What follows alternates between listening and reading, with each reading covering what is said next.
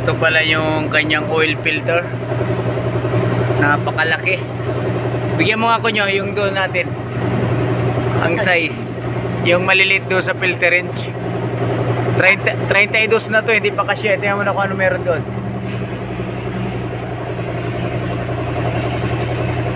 Yung pangalawa siguro. Ayan o, titingnan natin. Yun. Ito pala yung ginamit ko. Tapos ano, 21. Ay yung ano na lang, extension sa spark plug. Spark plug extension. Bilisan mo na, bayaw na po. So ito mga boss, no, yung kanyang ano, oil filter ni Thunder EL. Yan, kayo na lang ang magano, no, kay Thunder EL. So let's go mga idol, ano, papatayin muna natin ang ating camera, ha? Kagayan, bali. Ayan, no, pagka wala tayong extension na mahaba ay hindi ito madadali.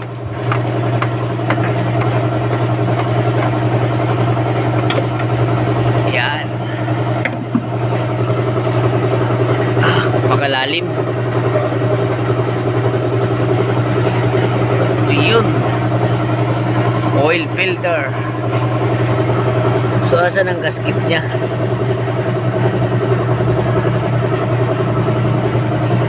Walang gasket. Dito. Andito yung gasket.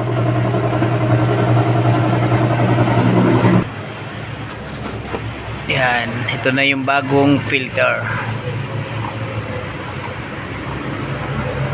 Oops, yan. Pakasikip.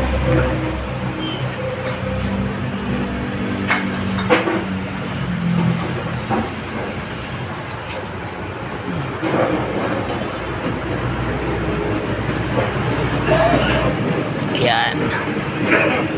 Kailangan ay di siya sasablay. Yan, punas-punasan na natin, sobrang higpit na.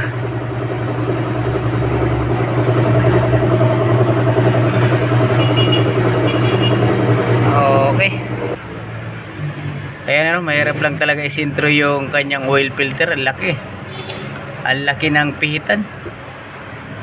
36. Oo. Parang yung Karamihan lang naman 27 eh. parang ano, bolt ng truck. Kaya nga. So ayan, ano, semi-synthetic yung ginamit na oil. Yung ano pala, dalawang klase yung kanyang ano, no, reserve ng coolant. May ano pa, primary at saka secondary, oh. Ito yung primary siguro, ito yung secondary. At ganun, ano, dalawa. Fuel filter, malaki. Ito mga sa anin. 5.5 muna. Kasi parang pang isuso, ano lang to eh. D-Max na isuso, yung maliit na D-Max. Yan, susukatin. 5.5.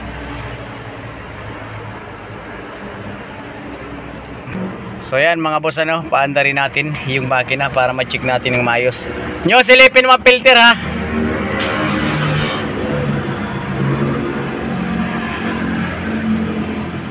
Yun, nagagalawan yung kamay nung ano, no, RPM at saka speedometer. Ang ganda ng kanyang monitor, laki. Tapos itong cambio niya napakaliit, oh. Ito pala ang park. Reverse, neutral, drive, tapos manual. So 4 yung gamit niya. Ayan, oh. Ganda, no, sa loob. Ayan mga idol, no, ang ganda ni Thunder L. Oh, patay! Patay!